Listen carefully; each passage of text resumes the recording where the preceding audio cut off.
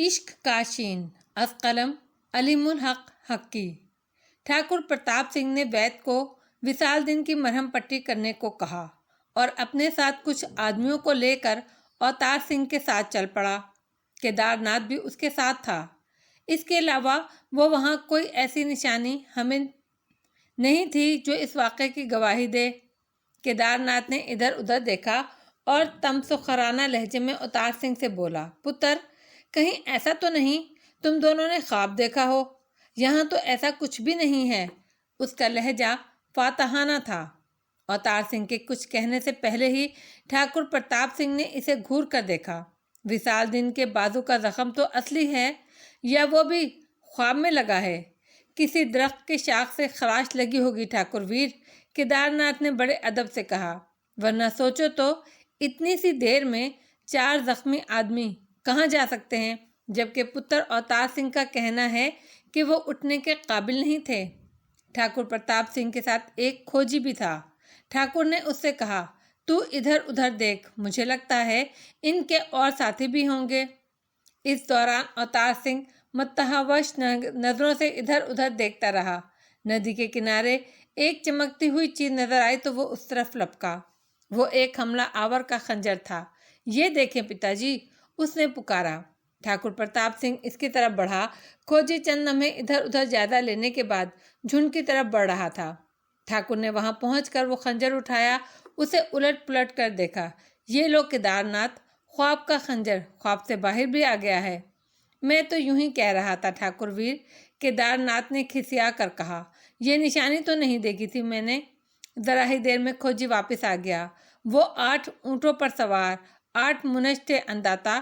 اس نے کہا، 4 نے حملہ کیا اور 4 تماشا دیکھتے رہے۔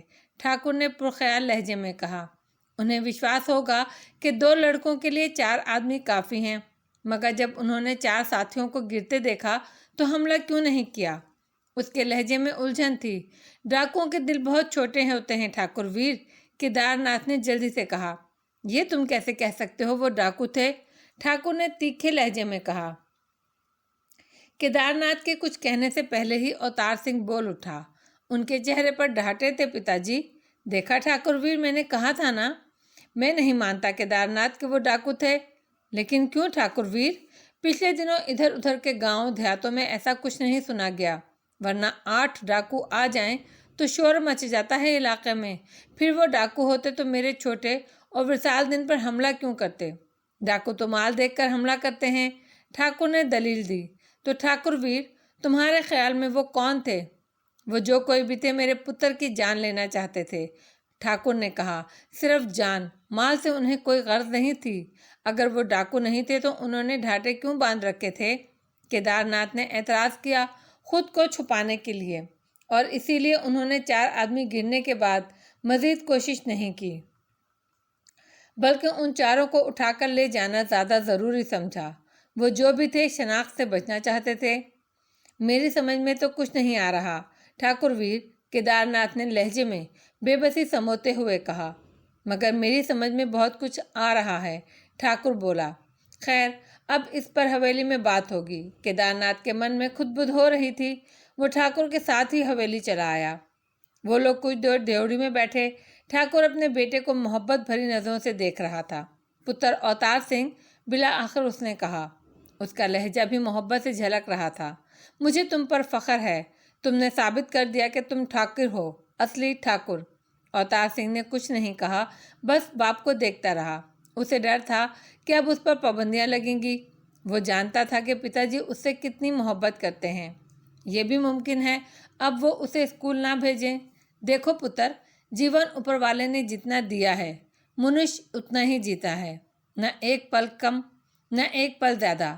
ٹھاکر نے گہری سانس لے کر کہا، راجپوت موت سے نہیں ڈرتے۔ ہاں، جنگ وہ جان لینے کے لیے لڑتے ہیں، جان دینے کے لیے نہیں، پر جانتے ہیں اس کھیل میں جان جا بھی سکتی ہے، سو وہ بہادروں کی طرح جیتے اور بہادروں ہی کی طرح مرتے ہیں۔ اوتار سنگھ اب بھی چپ تھا۔ اس کی سمجھ میں نہیں آ رہا تھا یہ اونٹ کس کروٹ بیٹھنے والا ہے۔ میں تم سے یہی کہوں گا پتر کہ جو ہوا اسے بھول جاؤ، پر ہر بات کے لیے ہر وقت تیار رہو۔ جیسے چاہو جیو، جو چاہے کرو، जहाँ चाहे जाओ, बस ये याद रखो कि तुम राजपूत हो और राजपूत दुश्मन पर दया कभी नहीं करते। जी पिताजी। ठाकुर ने उसे गौर से देखा। क्या बात है, कल कुछ बेकल हो पुत्र? जी पिताजी, वो पढ़ने के लिए जाना है। ठाकुर बेसाख्ता मुस्कुराया, फिर हंसने लगा। उसे एहसास हुआ कि वो खामखा बेटे को पढ़ा रहा है, जबकि बेटा उससे भी बढ़कर पक्का है। अभी इस पर जानलेवा हमला हुआ था और वो पढ़ाई की फिक्र में बेहाल हो रहा था। तो तुम जाओ, पढ़ो, शाबाश पुत्र, उसने कहा। अवतार सिंह चला गया। केदारनाथ की बेचैनी की कोई हद नहीं थी। अवतार सिंह के जाते ही उसने ठाकुर से कहा, ठाकुर वीर, तुम्हारे ख्याल में छोटे ठाकुर के जीवन को कोई खतरा है?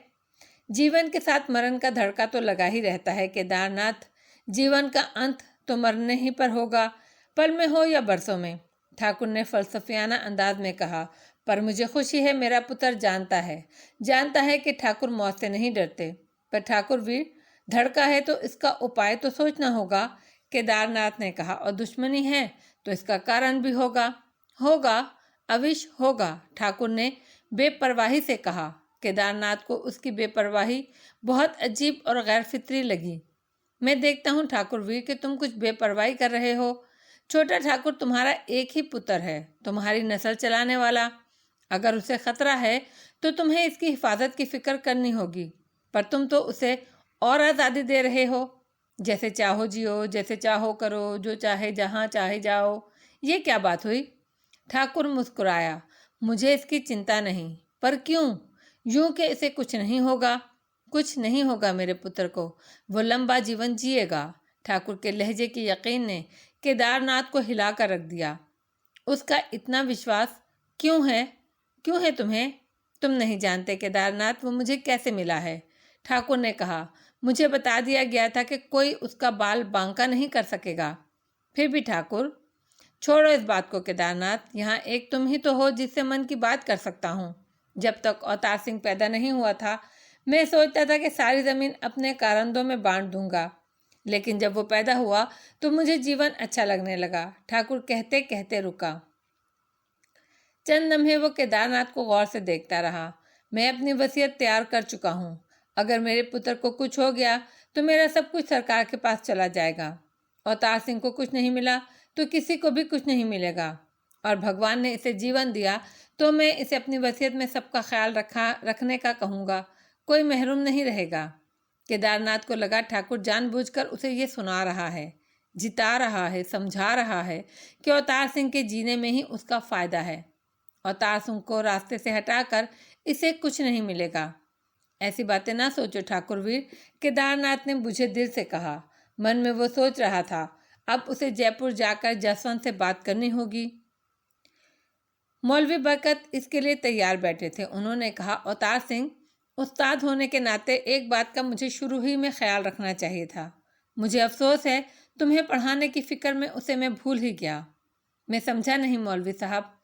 भाई, स्कूल में तुम्हें होमवर्क भी मिला होगा, है ना? जी हाँ, मिला है, और मैंने इसकी फिक्र नहीं की। बस अपना मजमून पढ़ाने में लगा रहा। बड़ी गैर जिम्मेदारी हुई मुझसे, मगर खैर, अभी कुछ दिन हैं छुट्टियों के बाकी। इसकी तलाफी अब करनी होगी। आप क्या कह रहे हैं मौलवी साहब? अवतार सिंह के लहजे में हैरत थी। पहले तुम अपना होमवर्क मुकम्मल करोगे। वो तो मैं पहले ही कर चुका हूँ। मौलवी साहब को ऐसा शौक लगा कि वो गुंग होकर रह गए। उनका मुंह खुले का खुला रह गया। बड़ी कोशिश के बाद उन्होंने खुद को संभाला। क्या मतलब? तुम होमवर्क पहले ही कर चुके हो? जी हाँ। हर मजमून का? तमाम मज़ामीन का? जी मौलवी साहब, तमाम मज़ामीन का लाकर दिखाऊं आपको? हाँ, दिखाओ तो। अभी लाता हूँ, अवतार सिंह ने कहा और कमरे से चला गया। मौलवी साहब ने पेशानी से पसीना पोंछा। होमवर्क देखने में उन्हें कोई दिलचस्पी नहीं थी। उन्हें यकीन था कि अवतार सिंह ने कहा है तो ठीक ही कहा होगा। बस इस बहाने उन्हें कुछ मोहलत मिल गई। अब तो वो ये सोच रहे थे, कहीं ये लड़का जिन तो नहीं। कुछ देर बाद अवतार सिंह होमवर्क की कॉपियाँ ले आया और होमवर्क चेक कराने लगा। मौलवी साहब बड़ी बेदिली से देखते रहे, फिर बोले, ठीक है, शुक्र है मैं शर्मिंदगी से बच गया। चलें फिर पढ़ाई शुरू करें। अवतार सिंह ने खुश होकर कहा। اب مولوی صاحب اور کیا کر سکتے تھے، اسے پڑھانے لگے۔ اس رات مولوی صاحب بھی الجھے ہوئے تھے، ان کے سامنے وہی مسئلہ تھا۔ اب اوتار سنگھ جب عربی میں کچھ پڑھنا چاہے گا تو میں کیا کروں گا، کیا کریں گے ہم؟ اس سوال کا کوئی جواب انہیں نہیں سوجھ رہا تھا، البتہ یہ انہوں نے سوچ لیا تھا کہ وہ اپنے پڑھائے ہوئے کو بار بار ریوائز کراتے رہیں گے۔ اوتار سنگھ ایسا شاگرد تو ہے نہیں کہ کوئی اعتراض کرے، اس سے یہ ہوگا کہ اس کی بنیاد اور مضبوط ہو جائے گی۔ لیکن اصل مسئلے کا حل ابھی تلاش کرنا تھا، ریوائز کرانا اس مسئلے کا حل نہیں تھا۔ سوچتے سوچتے بالآخر ایک بات ان کی سمجھ میں آ گئی۔ ان کے سامنے ایک ہی راستہ تھا، یہ کہ وہ اردو کی کہانیاں اور داستانیں خود عربی میں منتقل کریں۔ یہ سوچنے کے بعد وہ مطمئن ہو گئے، مگر ساتھ ہی انہیں احساس ہوا کہ ان کا یہ شاگرد ان کے لیے کتنا فائدہ مند ثابت ہو رہا ہے۔ اس کی وجہ سے وہ اپنی صلاحیتوں سے متعارف ہو رہے تھے۔ شاید انہیں کبھی اردو سے عربی میں ترجمہ کرنے کا خیال نہ آتا۔ اس رات وہ سوئے تو بے حد مطمئن تھے۔ چھٹیاں اب ختم ہو رہی تھیں۔ اسکول کھلنے سے 3-4 دن پہلے وہ دہلی کے لیے روانہ ہو جاتے تھے تاکہ وہاں رہنے کھانے کا بندوبست کر لیا جائے۔ چنانچہ وہ گڑھی میں ان کی آخری رات تھی۔ اوتار سنگھ معمول کے مطابق پتا جی کے پاؤں دبا رہا تھا، لیکن ٹھاکر پرتاپ سنگھ بہت بے چین تھا، بار بار کروٹیں بدل رہا تھا۔ کیا بات ہے پتا جی، طبیعت تو ٹھیک ہے آپ کی؟ اوتار سنگھ نے پوچھا۔ اب طبیعت کا کیا پوچھتے ہو پتر، اب سال بھر ایسے ہی رہنا ہے۔ ایسی باتیں نہ کریں پتا جی، چھوڑو پتر، تم بس مجھ سے لپٹ کر لیٹ جاؤ۔ اوتار سنگھ ٹھاکر سے لپٹ گیا۔ اسے احساس ہو رہا تھا اب پتا جی کو اس نئے معمول کی، اس سے لپٹ کے سونے کی عادت ہو گئی ہے۔ یہ سال تو انہیں بہت ہی بھاری لگے گا۔ ایسے اسے یاد آیا کہ جب پہلی بار وہ ان سے لپٹ کر سویا تھا تو انہوں نے کہا تھا مدت سے وہ نیند کو ترسے ہوئے ہیں، تو کیا اب وہ پھر رات رات بھر جاگا کریں گے؟ اس خیال سے وہ تڑپ کر رہ گیا۔ اب وہ کیا کرے؟ کیا علاج ہے اس کا؟ کیا یہ نہیں ہو سکتا پتر کہ تم 2 دن اور رک جاؤ؟ ٹھاکر کی آواز نے اسے چونکا دیا۔ ٹھیک ہے پتا جی، جو آپ کی اچھا، اوتار سنگھ نے بلا جھجک کہا۔ اس بار تو میرا بالکل دل نہیں چاہتا ہے جانے کو۔ ٹھاکر کو اس پر شدت سے پیار آیا، اس نے اسے بھینچ لیا۔ تم بہت اچھے ہو پتر، میں تو بچوں کی سی بات کر بیٹھا اس سمے۔ ارے جانا تو ہے، 2 دن سے کیا فرق پڑے گا، سال تو اکیلے ہی بتانا ہے نا۔ اوتار سنگھ کا دل کٹنے لگا۔ پتا جی ایسا ہے کہ میں اسکول نہیں جاتا، اوتار سنگھ نے بے حد خلوص سے کہا۔ کہنے کا تو وہ باپ کی محبت میں یہ بات کہہ گیا، لیکن فوراً ہی اس کی نگاہوں میں وہ کوٹھا پھر آ گیا۔ سماعت میں آواز گونجنے لگی، لیکن وہ آزمائش بس ایک لمحے کی تھی۔ ٹھاکر نے کہا، ایسی بات نہ کرو پتر، تمہاری تعلیم میرا شوق ہے، اسکول تو تمہیں جانا ہے۔ اوتار سنگھ اب شرمندہ تھا، اسکول جائے بغیر تو وہ خود بھی نہیں رہتا۔ یہ خیال اسے شرمندہ کر رہا تھا۔ اس آواز والی کی محبت باپ کی محبت کے منہ لگ رہی ہے۔ تو پتا جی آپ بھی میرے ساتھ چلیں، وہیں رہیں۔ اس نے کہا، نہیں پتر، یہ کہاں ممکن ہے، جیون کی بندشوں سے کہاں چھوٹتا ہے منش، چھوڑو اس بات کو۔ مگر بات چھوڑ دینے سے کچھ نہیں ہوتا، آنکھیں بند کرنے سے مسائل ختم نہیں ہو جاتے۔ یہ وہ رات تھی کہ وہ دونوں ہی نہیں سو سکتے تھے۔ یہ رات ان کے جاگنے کی رات تھی۔ دونوں کو معلوم تھا کہ وہ جاگ رہے ہیں، لیکن سونے کی اداکاری کرتے رہے۔ وقت گزر ہی جاتا ہے، وہ رات بھی گزر گئی۔ صبح روانگی تھی۔ وہ 2 راجپوتوں کے لیے سخت آزمائش کا وقت تھا۔ بہرحال وہ وقت بھی گزر ہی گیا۔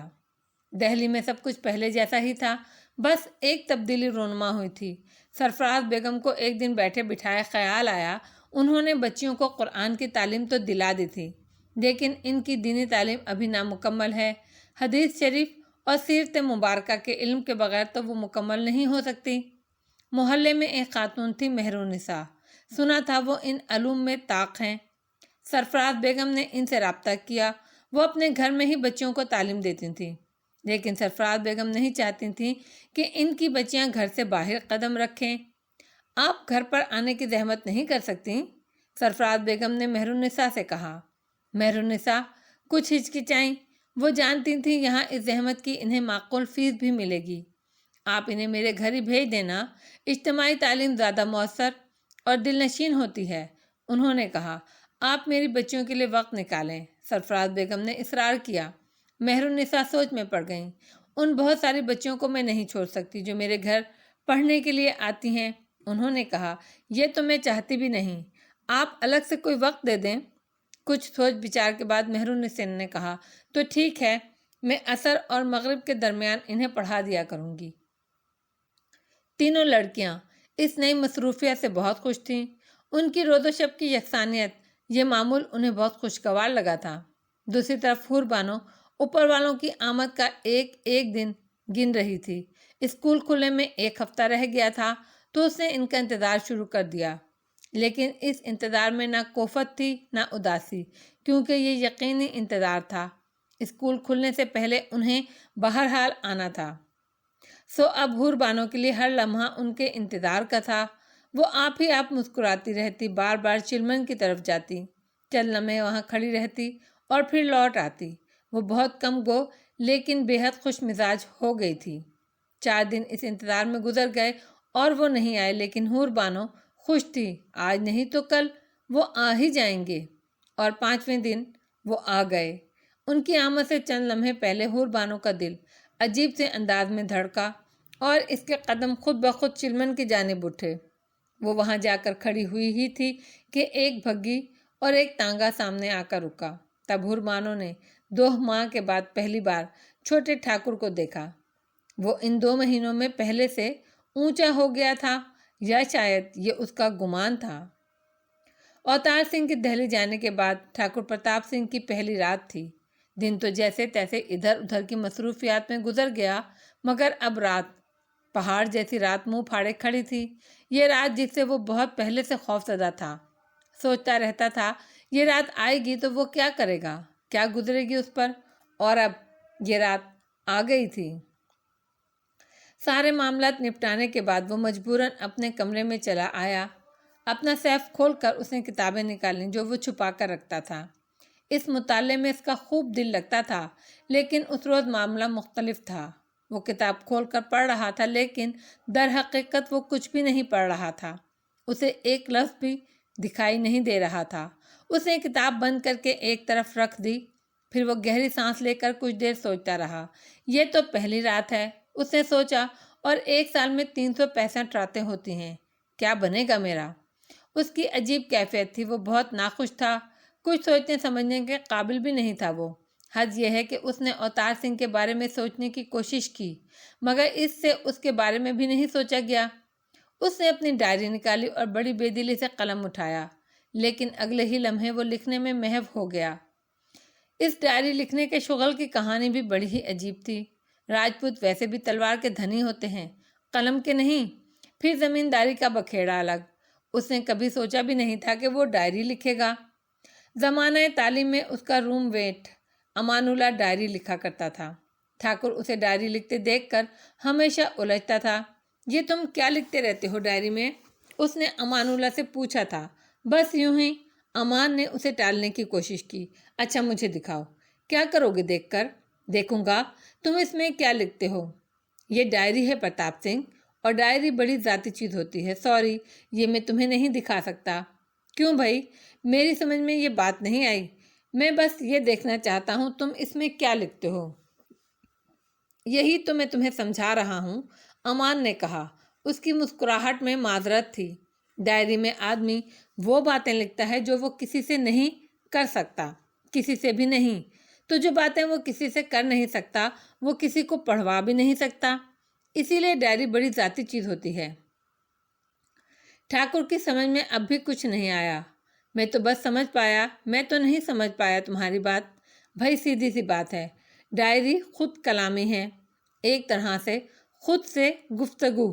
تو کان گھما کر کیوں پکڑتے ہو؟ خود سے باتیں کر لیا کرو۔ امان اللہ ہنسنے لگا۔ یہ بتاؤ، تم مجھے خود سے باتیں کرتے دیکھو گے تو کیا سمجھو گے؟ ٹھاکر نے چند لمحے غور کیا، پھر بولا، پاگل ہی سمجھ سکتا ہوں، بس اسی لیے میں خود سے باتیں نہیں کر سکتا، وہ باتیں میں ڈائری میں لکھ لیتا ہوں۔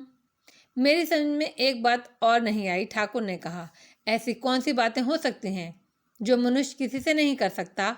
اس بار امان کو حیرت ہوئی۔ کمال کرتے ہو، ارے آدمی سوچنے والا جانور ہے، دماغ ہر وقت کام کرتا رہتا ہے، اس میں کیسے کیسے خیال آتے ہیں۔ اگر وہ کسی سے کہے تو وہ اسے برا، بہت برا سمجھنے لگیں۔ آدمی تمام باتیں کسی سے نہیں کر سکتا، اپنے سب سے اچھے دوست سے بھی نہیں۔ امان نے نفی میں سر ہلایا۔ میں تمہارا بہت اچھا دوست ہوں اور تم جانتے ہو راز رکھنا بھی جانتا ہوں۔ تم مجھے کوئی ایسی بات بتاؤ گے تو مجھ سے آگے کبھی نہیں جائے گی۔ میں جانتا ہوں یہ بات، امان نے گہری سانس لے کر کہا، مگر بھائی بہت سی باتیں میں تم سے بھی نہیں کر سکتا۔ بھروسہ نہیں ہے مجھ پر؟ ٹھاکر کے لہجے میں خفگی تھی۔ یہ بات نہیں ہے، بھروسہ ہے، لیکن بہت سی باتیں ایسی بھی ہوتی ہیں جو آدمی خود سے بھی کرے تو شرمندہ ہو جاتا ہے۔ میں وہ باتیں خود سے نہیں کر سکتا، تم سے کروں گا تو پھر کبھی تم سے نظریں نہیں ملا سکوں گا، تمہارا سامنا کرنے سے گھبرانے لگوں گا، شاید تمہیں چھوڑ ہی بیٹھوں۔ تب تو مجھے بتانے کی ضرورت بھی نہیں ہے، ٹھاکر نے جلدی سے کہا، میں تمہیں کھونا نہیں چاہتا۔ چلو، بات تمہاری سمجھ میں آئی، امان اللہ بولا۔ اب یہ بتاؤ، ایسا تمہارے ساتھ بھی ہوتا ہوگا تو تم کیا کرتے ہو؟ مجھے کبھی اس کی ضرورت ہی نہیں پڑی، ہم ٹھاکر لوگ تو ہر بات صاف کرنے کے قائل ہیں۔ میرے دل میں جو بھی آتی ہے میں کسی سے بھی کہہ دیتا ہوں، بات یہ ہے کہ مجھے کسی سے ڈر نہیں لگتا۔ امان نے اسے عجیب نظروں سے دیکھا۔ اتنا مت اکڑو، ابھی تم اس سے محفوظ ہو، لیکن یہ وقت انسان پر آتا ہے، مجھ پر نہیں آئے گا، ٹھاکر نے بڑے یقین سے کہا۔ اس کے بعد برسوں گزر گئے، ٹھاکر کا یقین سلامت رہا، اس کی زندگی میں کبھی کوئی پوشیدہ خفیہ موڑ نہیں آیا۔ دوسرے وہ صاحب اقتدار تھا، کسی سے کچھ بھی کہہ سکتا تھا۔ پھر جب ٹھاکرانی کا دیہانت ہوا اور اوتار سنگھ تعلیم کے سلسلے میں دہلی چلا گیا تو وہ اکیلا رہ گیا۔ وہ ایسی تنہائی تھی جس کا اس نے کبھی تصور بھی نہیں کیا تھا۔ زندگی جیسے رینگ رینگ کر چلنے لگی، اور وہ رینگنا بھی برائے نام تھا۔ وقت گزرتا ہی نہیں تھا، صبح سے شام کا انتظار رہتا، شام رات کے خوف سے گزرتی اور رات صبح کی آرزو میں کٹتی۔ چند ہی دنوں میں وہ اندر سے بیمار ہو گیا۔ گاؤں میں جمال دین کے علاوہ کوئی ایسا نہیں تھا جس سے وہ قربت محسوس کرتا ہو۔ شام کے بعد جمال دین کا اس کے پاس آنا اور وقت گزارنا معمول بن گیا۔ اوتار سنگھ کی پیدائش سے پہلے کا ایک ہی خواب جو اس نے اور رنجیتا نے ایک ہی رات دیکھا تھا، درخت کا سوکھنا، مجذوب کی آمد اور اس کی باتیں، اوتار سنگھ کا اس کے کمرے میں پہنچنا، پھر اوتار سنگھ جس خاص حالت میں پیدا ہوا تھا، جس کی وجہ سے دائی رجو اور شانتا کی شامت آ گئی تھی، پھر اوتار سنگھ کا دودھ سے انکار اور حمیدہ کا دودھ پینا، یہ سب ایسے معاملات تھے جنہیں وہ برسوں سے سینے میں چھپائے بیٹھا تھا۔ وہ ان پر کسی سے بات کرنا چاہتا تھا۔ اس کے ذہن میں بے شمار سوالات تھے، وہ بہت کچھ واضح طور پر جاننا اور سمجھنا چاہتا تھا۔ ایک اعتبار سے جمال دین اس کا ہمراز تھا، ان میں سے کم از کم ایک معاملے سے واقف تھا۔ پھر اپنی فطرت، اپنی عادات اور اپنے کردار سے اس نے ٹھاکر کا دل جیت لیا تھا۔ ٹھاکر تو اسے اپنا دوست ہی سمجھتا تھا، لیکن وہ خود اسے زمیندار کا اور خود کو رعیت کا درجہ دیتا تھا۔ یہی وجہ تھی کہ ان کے درمیان کبھی بے تکلفی کی فضا پیدا نہیں ہو سکی۔ ٹھاکر نے کئی بار جمال دین سے اس موضوع پر بات کرنے کا ارادہ کیا، لیکن ہمت نہ ہوئی۔ اسے امان کی بات یاد آئی اور تسلیم کرنا پڑا کہ وہ ٹھیک کہتا تھا۔ کچھ باتیں آدمی کسی سے کر نہیں سکتا، خود سے بھی نہیں۔ یوں پہلی بار اس نے ڈائری لکھنی شروع کی۔ گاؤں میں رات جلدی ہو جاتی ہے۔ ٹھاکر کے حساب سے جمال دین جلدی گھر چلا جاتا تھا۔ وجہ یہ بھی تھی کہ ٹھاکر کو نیند آتی ہی نہیں تھی۔ یہ کمی اسے مطالعے کی طرف لے گئی اور مطالعے نے ڈائری کی اہمیت اور بڑھا دی۔ اب تقریباً سبھی کچھ ایسا تھا جس پر وہ کسی سے بات نہیں کر سکتا تھا، چنانچہ ڈائری لکھنے کے سوا اس کے پاس کوئی چارہ نہیں تھا۔ ڈائری لکھنے کی افادیت تو وہ پہلے ہی سمجھ چکا تھا۔ ڈائری لکھنے کے بعد وہ بوجھل نہیں رہتا تھا، ہلکا پھلکا ہو جاتا تھا۔ مگر آج اس پر ڈائری لکھنے کا ایک اور فائدہ کھلا۔ جس وقت وہ کمرے میں آ کر بیٹھا تو سب سے پہلے اس نے مطالعے کی کوشش کی تھی، مگر وہ ارتکاز سے محروم تھا۔ پڑھنے کے باوجود اس کی سمجھ میں کچھ نہیں آ رہا تھا، دل لگ ہی نہیں رہا تھا۔ لیکن اب ڈائری لکھنے کے بعد وہ ہلکا ہوا تو اس نے کتاب اٹھائی اور سرسری طور پر اسے دیکھا۔ فوراً ہی اس کا دل کتاب میں لگ گیا، وہ مطالعے میں محو ہو گیا۔ جو کتابیں وہ پڑھتا تھا اپنے نفس مضمون کے اعتبار سے بہت بھاری تھیں۔ شوق ہونے کے باوجود وہ ایک حد سے زیادہ مطالعہ نہیں کر سکتا تھا۔ اس حد سے بڑھ کر مطالعہ کرتا تو سمجھ میں کچھ نہیں آتا، لگتا خالی لفظوں سے سر ٹکرا رہا ہے۔ ایسے میں وہ سمجھ جاتا کہ اب مطالعہ چھوڑ کر بیٹھنے کا وقت آ گیا ہے، اب اسے مطالعے سے کچھ حاصل نہیں ہو سکے گا۔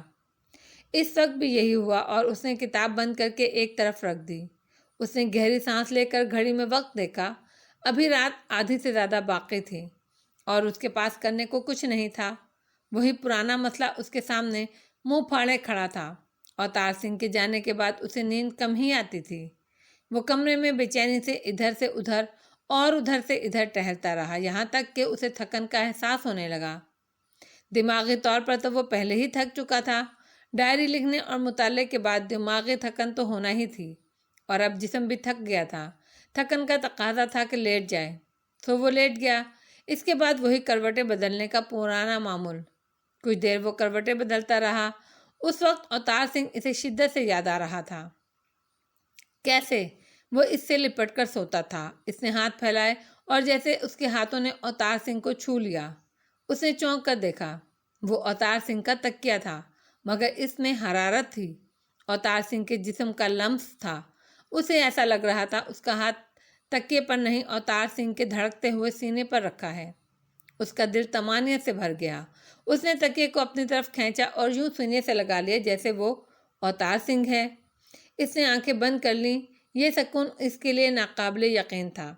اوتار سنگھ جاتے جاتے مجھے یہ تحفہ دے گیا ہے، اس نے سوچا۔ شاید اب اس کی جدائی کے سمے اتنے سختی سے نہیں گزریں گے۔ اس کا خیال درست تھا۔ کچھ دیر وہ اس تکیے کو لپٹائے لیٹا رہا، پھر کب اسے نیند آئی یہ اسے پتہ ہی نہیں چلا، اور وہ بہت گہری نیند تھی۔ مولوی صاحب گھر ان کے ساتھ آئے تھے۔ وہ کچھ دیر بیٹھے بھی، پھر انہوں نے کہا، اوتار سنگھ میں اب چلتا ہوں۔ کہاں مولوی صاحب، کہاں جائیں گے آپ؟ اوتار سنگھ نے حیرت سے کہا۔ مولوی صاحب کو اس کی حیرت پر حیرت ہوئی۔ ارے بھائی، اپنے گھر، اور کہاں جاؤں گا؟ انہوں نے کہا۔ گھر؟ ہاں بھائی، گھر جہاں میں رہتا ہوں، میرے بچے رہتے ہیں۔ اوتار سنگھ کو شوق لگا۔ اتنے دن مولوی صاحب اس کے ساتھ رہے تھے کہ وہ یہ سب بھول ہی گیا تھا۔ وہ بھول گیا تھا کہ مولوی صاحب دہلی میں رہتے ہیں، ان کا گھر ہے، بیوی بچے ہیں، اور وہ اسی اسکول میں پڑھاتے بھی ہیں جہاں وہ تعلیم حاصل کر رہا ہے۔ اب وہ اپنے گھر تو جائیں گے اور وہیں رہیں گے۔ وہ اداس ہو گیا تو اب وہ ان کی خدمت سے، ان کے پاؤں دبانے سے محروم ہو جائے گا۔ کچھ دیر اور رکے نا مولوی صاحب، اس نے کہا۔ مولوی صاحب نے جواب نہیں دیا، بس بیٹھ گئے، لیکن اضطراب ان کے صرف چہرے پر نہیں، ان کا جسم تک مرتعش تھا۔ اوتار سنگھ نے انہیں غور سے دیکھا۔ اس بار بات ایک لمحے میں اس کی سمجھ میں آ گئی۔ گھر کو، بیوی بچوں کو ترسے ہوئے مولوی صاحب کے لیے اس وقت ایک پل یہاں رکنا بھی دوبر تھا۔ ان کا بس چلتا تو اڑ کر گھر پہنچ جاتے۔ اس کو احساس ہوا کہ اس وقت اس نے ان پر ظلم کیا تھا۔ مجھے معاف کر دیجیے گا مولوی صاحب، آپ جائیے، گھر جائیے آپ، اس نے کہا۔ چلا جاؤں گا، اب 2-3 دن بعد اسکول کھل رہے ہیں، اس کے بعد یہ دیکھنا ہوگا کہ میں تمہیں کب وقت دے سکوں گا۔ جی جی بالکل، تو اب یہ سمجھ لو 1 ہفتے کی چھٹی، اس کے بعد پڑھائی کا وقت طے کریں گے۔ 1 ہفتے کے لیے عربی پڑھنے کی چھٹی، یہ اوتار سنگھ کے لیے تکلیف دہ بات تھی، لیکن اب وہ سمجھ سکتا تھا کہ مولوی صاحب کو اپنے بچھڑے ہوئے بیوی بچوں کے لیے کچھ وقت تو نکالنا ہے۔ پھر سے کوٹھے کا خیال آ گیا۔ وہ بھی بےتاب ہو رہا تھا، شام ہو اور وہ کوٹھے پر جائے۔ جی مولوی صاحب، جیسا آپ مناسب سمجھیں، اس نے کہا۔ میں اتنے دن اپنا سبق دہراتا رہوں گا۔ مولوی صاحب چلے گئے۔ اگلے چند گھنٹوں میں زندگی کے معمولات پھر سے جاری ہو گئے۔ رگھو بازار جا کر سودا لایا۔ اتنے میں رنجنا نے گھر کی صفائی کر ڈالی۔ رگھو سودا لے کر آیا تو وہ رسوئی میں جا گھسی۔ 3 گھنٹے بعد وہ دہلی میں پہلا کھانا کھا رہے تھے۔ اوتار سنگھ کی عجیب کیفیت تھی۔ وہ بہت بے چین اور بہت مضطرب تھا۔ اس وقت اسے نہ اسکول کا خیال تھا، نہ اسکول کی پڑھائی کا، نہ ہی اسے عربی کی پڑھائی کی فکر تھی۔ اس کے دماغ پر تو صرف کوٹھا سوار تھا۔ وہ یوں ہی وقت گزاری کے لیے کانتی پرساد جی سے اور کبھی وشال دین سے ادھر ادھر کی باتیں کرتا رہا۔ اس کی بےتابی ایسی تھی کہ وقت سے کچھ پہلے ہی وہ کوٹھے پر چلا گیا۔ رنجنا اوپر آ کر صفائی کر گئی تھی۔ کرسیاں اس نے جھاڑ پہنچ کر ترتیب سے رکھ دی تھیں، اسی لیے کوٹھا ویسا ہی لگ رہا تھا جیسا وہ اسے چھوڑ کر گیا تھا۔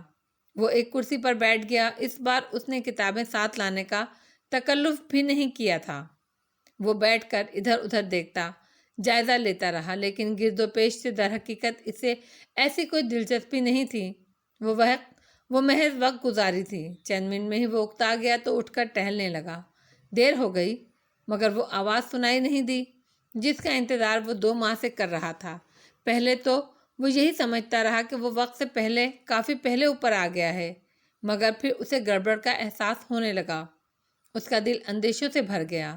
ان 2 مہینوں کی دوری میں ایسا کیا ہو گیا آج وہ آواز سنائی نہیں دے رہی؟ کہیں وہ کہ آگے متعدد امکانات تھے جن پر وہ سوچنا نہیں چاہتا تھا۔ اسے احساس بھی نہیں ہو رہا کہ اس کے ٹہلنے کی رفتار دوڑنے کے برابر ہو گئی ہے۔ اسے یہ احساس بھی نہیں ہوا نیچے سے کوئی اسے دیکھ رہا ہے۔ 2 ماہ سے ترسی ہوئی حور بانو کے قدم زمین پر نہیں پڑ رہے تھے۔ وہ چھوٹے ٹھاکر کی ایک جھلک دیکھ چکی تھی اور اس جھلک نے اسے اور بےتاب کر دیا تھا۔ وہ بار بار دالان کے چکر لگا رہی تھی۔ پھر اس نے اون کا گولا، اپنی سلائیاں اور ادبنا سویٹر اٹھایا اور دالان میں پڑے تخت پر آ بیٹھی، لیکن اس کی سلائیاں حرکت میں نہیں تھیں۔ اس کیفیت میں وہ بننے کی کوشش کرتی تو یقیناً غلط پھندنے ہی ڈالتی۔ وہ وہاں بیٹھی رہی۔ اس کی نظریں نامکمل سویٹر پہ تھیں، لیکن سماعت اوپر والے مکان کی آوازوں پر مرکوز تھی۔ عقل اسے کہتی تھی وہ شام کو اسی مخصوص وقت میں کوٹھے پر جائے گا، مگر دل مصر تھا کہ وہ یہاں بیٹھ کر انتظار کرے۔ کون جانے آج وہ جلدی ہی آ جائے۔ زینے پر قدموں کی آہٹ سنائی دی بغیر دیکھے وہ بتا سکتی تھی کہ وہ رنجنا ہے، لیکن پھر بھی اس نے نظریں اٹھا کر دیکھا۔ وہ رنجنا ہی تھی جو ہاتھ میں جھاڑو لیے کوٹھے پر جا رہی تھی۔ اس کا وہاں بیٹھنا فائدہ مند ثابت ہوا۔ اس بار قدموں کی آہٹ وہ تھی جس کے ساتھ اس کا دل بے ترتیب ہو کر دھڑکتا تھا، اور وہ اس کی توقع سے خاصے پہلے اوپر جا رہا تھا، ورنہ اس کے اوپر جانے کا وقت مخصوص تھا۔ اس کی نظریں اوپر اٹھیں اور جم کر رہ گئیں۔ چند لمحے وہ چھوٹا ٹھاکر اس کے احاطۂ نگاہ میں داخل ہوا۔ اس کے ہاتھوں میں کتابیں نہیں تھیں۔ وہ اوپر پہنچا اور ایک کرسی پر بیٹھ گیا۔ اب وہ ادھر ادھر دیکھ رہا تھا جیسے گرد و پیش سے 2 ماہ کا ٹوٹا ہوا تعلق پھر سے جوڑ رہا ہو۔ پھر وہ اٹھا اور ٹہلنے لگا۔ حور بانو کی نگاہیں اس کی ایک ایک حرکت پر جمی تھیں۔ وہ والہانہ نظروں سے اسے دیکھ رہی تھی۔ کچھ اور وقت گزر گیا۔ وہ اب بھی ٹہل رہا تھا، مگر اب حور بانو کو ایک غیر محسوس تبدیلی کا احساس ہو رہا تھا۔ اپنی وارفتگی کی وجہ سے وہ شعوری طور پر اسے محسوس نہیں کر سکی تھی، لیکن اس کے لاشعور نے اسے سمجھا لیا تھا۔ چنانچہ وہ اب غور کر رہی تھی۔ پھر بات اس کی سمجھ میں آ گئی۔ چھوٹے ٹھاکر کی رفتار بڑھ گئی تھی۔ یہی نہیں، اس کے جسم کا ایک ایک عضو اس کے اندرونی اضطراب کا اظہار کر رہا تھا۔ حور بانو سوچ میں پڑ گئی۔ دیکھتے ہی دیکھتے محض چند لمحوں میں یہ تبدیلی کیسی؟ وہ آ کر بیٹھا تو پرسکون تھا، پھر اس نے ٹہلنا شروع کیا، تب بھی وہ پرسکون تھا، پھر اچانک ہی وہ مضطرب ہو گیا۔ کیوں؟ وہ اس پر سوچتی، مگر اسے موقع ہی نہیں ملا۔ حور بانو اثر پڑھ لو، استانی جی آتی ہی ہوں گی۔ امی نے اسے پکارا۔ جی امی، وضو کر کے آتی ہوں۔ اس نے اٹھ کر سلائیاں، اون کا گولا اور ادبنا سویٹر رکھا۔ کاہلی سے غسل خانے کی طرف بڑھ گئی۔ وضو کرتے ہوئے بھی وہ کوٹھے کی طرف دیکھتی رہی۔ چھوٹے ٹھاکر کی رفتار اور اس کا اضطراب اور بڑھ گیا تھا۔ وہ کسی عجیب سی کیفیت میں تھا اور حور بانو اسے سمجھنے کی کوشش کر رہی تھی، لیکن اس کی سمجھ میں کچھ بھی نہیں آ رہا تھا۔ یہ اچانک ہو کیا گیا ہے؟ وہ نماز پڑھ رہی تھی کہ استانی جی آ گئیں۔ تینوں بہنیں ان سے پڑھنے بیٹھ گئیں۔ استانی جی بہت اچھا پڑھاتی تھیں۔ ان کا انداز بڑا ہی دل نشین تھا۔ وہ ایسی فضا بناتی تھیں کہ اس سے باہر نکلنا ممکن نہیں ہوتا تھا، لیکن اس دن حور بانو کا دل کوٹھے پر اٹکا تھا اور وہ چھوٹے ٹھاکر کے اچانک مضطرب ہونے پر غور کر رہی تھی۔ پڑھائی ختم ہوئی تو مغرب کا وقت ہو گیا تھا۔ انہوں نے مغرب کی نماز پڑھی۔ نماز پڑھتے ہی حور بانو دالان کی طرف لپکی۔ اس نے سلائیاں اٹھانے کا تکلف بھی نہیں کیا۔ تخت پر بیٹھتے ہی اس نے نظریں اٹھا کر کوٹھے کی طرف دیکھا۔ وہاں اندھیرا تھا، لیکن ایسا بھی نہیں کہ وہ کچھ دیکھ نہیں پاتی۔ چھوٹا ٹھاکر موجود تھا۔ آس ایک بہت پتلے اور کمزور دھاگے کی طرح تھی، اور وہ کہتی تھی کہ کسی بھی لمحے وہ آواز ایک بار پھر فضا میں ابھرے گی، لیکن ہر گزرتے لمحے کے ساتھ وہ کمزور دھاگا بھی اوتار سنگھ کے ہاتھ سے پھسلا جا رہا تھا۔ اور پھر مغرب کی اذان شروع ہوئی۔ اوتار سنگھ یہ تو نہیں جانتا تھا کہ یہ کیسی آواز ہے اور اس کا کیا مطلب ہے، مگر وہ اتنا جانتا تھا جس آواز سے اسے عشق ہوا تھا وہ نسوانی آواز اس آواز سے پہلے خاموش ہو چکی ہوتی تھی۔ آس کا وہ کمزور دھاگا بھی ٹوٹ گیا۔ اوتار سنگھ کی کیفیت بہت عجیب تھی۔ اسے ایسا لگ رہا تھا کوئی بہت اہم چیز اس سے چھن گئی ہے۔ مایوسی ایسی تھی جیسے دنیا میں کچھ بچا ہی نہ ہو۔ باہر جھٹ پٹے کا سما تھا، لیکن اس کے اندر تو جیسے گھپ اندھیرا چھا گیا تھا۔ ٹہلنا موقوف کر کے وہ بیٹھ گیا اور یوں بیٹھا جیسے مر گیا ہو۔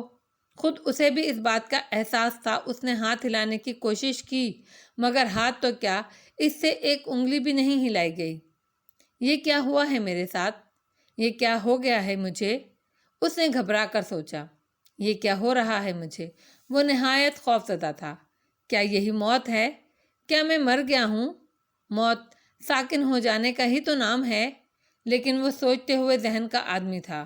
بدترین صورتحال میں بھی اس کا ذہن تجزیہ کرنے کی راہیں نکال لیتا تھا۔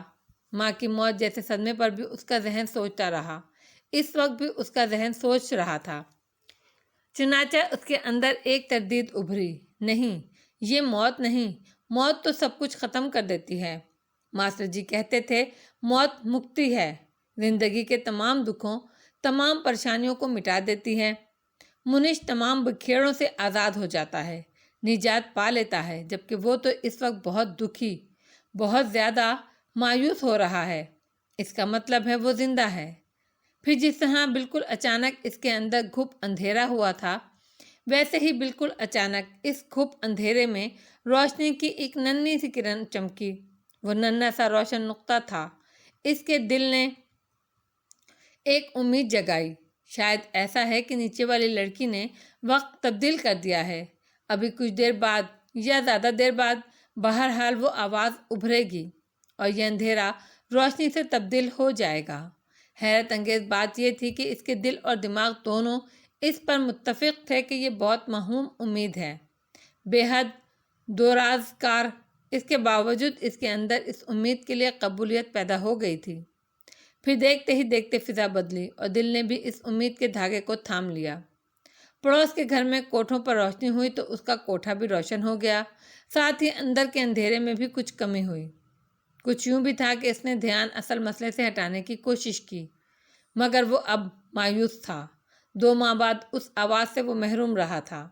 ان 2 مہینوں کے ہر دن اور ہر دن کے ہر لمحے اس نے یہی سوچا تھا کہ چھٹیاں ختم ہوں گی، وہ دہلی جائے گا اور وہ آواز سنے گا۔ لیکن آنے کے بعد پہلے ہی دن اسے مایوسی ہوئی تھی۔ اسے ایسا لگ رہا تھا یہاں سب کچھ بدل گیا ہے، کچھ بھی پہلے جیسا نہیں رہا ہے۔ اور زیادہ مایوسی کی وجہ یہ بھی تھی کہ وہ سوچ رہا تھا شاید یہ تبدیلی مستقل ہے، شاید اب وہ کبھی وہ آواز نہیں سن سکے گا، اور اس کا یہ سوچنا فطری بھی تھا۔ اس موہوم امید کے تحت وہ اب بھی انتظار کر رہا تھا، لیکن وہ نیم دلانہ انتظار تھا۔ اندر کی مایوسی کا عکس اس کے چہرے پر صاف نظر آ رہا تھا۔ پھر اس کی سوچ کا رخ بدلا۔ اسے ایک خیال آیا، یہ اس کے گھپ اندھیرے میں امید کی وہ ایک کرن کہاں سے آئی؟ اسے ماں کی موت اچانک یاد آئی۔ کیسے اسے لگ رہا تھا کہ سب کچھ ختم ہو گیا ہے۔ وہ جی ضرور رہا ہے، سانس بھی لے رہا ہے، لیکن زندہ ہو کر بھی زندہ نہیں ہے۔ پھر چند ہی دنوں میں وہ اتنا بڑا غم خود بخود بھول گیا تھا۔ اس نے پھر سے ہنسنا بولنا شروع کر دیا تھا۔ اس وقت اس نے سوچا کہ وہ مہانوں کا مہان جو دنیا کا نظام چلا رہا ہے، وہ بہت مہربان ہے۔ وہ آتما کے گہرے زخم بغیر کسی دوا کے بھر دیتا ہے، اور آج اس نے دیکھا تھا وہ مہربان گہری مایوسی کے اندھیروں کو امید کی روشنی دیتا ہے، جیسے وہ کسی کو مایوس نہیں دیکھنا چاہتا۔ اس کے ساتھ ہی اوتار سنگھ کو خیال آیا، بہت دنوں سے اس نے اس انداز میں اس اوپر والے بھگوان کے بارے میں سوچنا چھوڑ دیا ہے، حالانکہ وہ تو اس کی جستجو کر رہا تھا۔ وہ اسے جاننا، اسے سمجھنا چاہتا تھا تاکہ وہ اس سے محبت کر سکے، کیونکہ سب سے زیادہ محبت تو صرف اسی کا حق ہے۔ آخر وہ اپنے اس جستجو سے دور کیسے ہوا؟ کیوں ہوا؟ اس پر اس نے سوچا تو وہ حیران رہ گیا۔ یہ تبدیلی تو اسی دن سے آئی تھی جب اس نے پہلی بار نیچے والی لڑکی کی آواز سنی تھی۔ یہ تو طے ہے کہ اسے صرف اس آواز سے بلکہ آواز والی سے بھی محبت ہو گئی تھی۔ تو اس محبت نے اسے بدلا تھا، اس کے مزاج، اس کے معمولات تک بدل دیے تھے۔ واقعی محبت میں بڑی طاقت ہوتی ہے۔ پھر اسے ایک اور خیال آیا، اگر وہ اوپر والے بھگوان سے محبت کرنے کے قابل ہو جائے تو وہ محبت یقیناً دنیا کی سب سے بڑی محبت ہوگی۔ پھر اسے خیال آیا، اگر وہ اوپر والے بھگوان سے محبت کرنے کے قابل ہو جائے تو وہ محبت یقیناً دنیا کی سب سے بڑی محبت ہوگی۔ اس کے دل نے فوراً اس کی تائید کی۔ بے شک وہ اس محبت سے بہت بڑی ہوگی جو اسے اس آواز والی لڑکی سے ہے، اور اس لڑکی کی محبت میں وہ اتنا کچھ بھول گیا کہ اسے اپنی جستجو بھی یاد نہ رہی۔ تو اس محبت میں اس کا کیا ہوگا؟ کیا وہ سب کچھ بھول جائے گا، حتیٰ کہ زندگی بھی اسے یاد نہیں؟ بھائی، کب سے یہاں بیٹھے ہو؟ تمہیں ہوش ہی نہیں؟ کب سے تمہیں آوازیں دے رہا ہوں؟ تم ٹھیک تو ہو؟ اس نے چونک کر وصال دین کو دیکھا جو عین اس کے سامنے کھڑا تھا۔ کیا بات ہے ویر جی، کیا کہہ رہے ہو؟ اس نے گڑبڑا کر کہا۔ تمہاری طبیعت تو ٹھیک ہے بھائی؟ وصال دین کے لہجے میں پریشانی تھی۔ میں ٹھیک ہوں، مجھے کیا ہوگا؟ اتنی آوازیں دیں، تم نے سنی ہی نہیں؟ میں تمہارے سامنے کھڑا تھا اور تم مجھے دیکھ بھی نہیں رہے تھے۔ اب اوتار سنگھ کو احساس ہوا کہ یہ بات وصال دین نے شروع میں بھی کہی تھی، لیکن یہ بھی سچ تھا، اس کی آواز سنائی نہیں دے رہی تھی، اور بے شک وہ اس کے سامنے کھڑا تھا، لیکن نظر اٹھا کر دیکھنے سے پہلے اسے احساس بھی نہیں ہوا تھا۔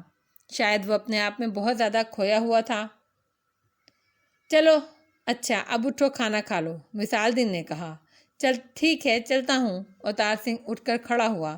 سچ یہ ہے کہ اسے بھوک بالکل نہیں تھی اور وہ یہاں سے جانا بھی نہیں چاہتا تھا، لیکن وہ کھانا نہیں کھاتا تو سب لوگ اور خاص طور پر ویر جی کو تشویش ہوتی، اور تشویش ہوتی تو وہ اس کی وجوہات پر غور کرتے، اور یہ اوتار سنگھ نہیں چاہتا تھا۔ وہ دونوں نیچے چلے آئے۔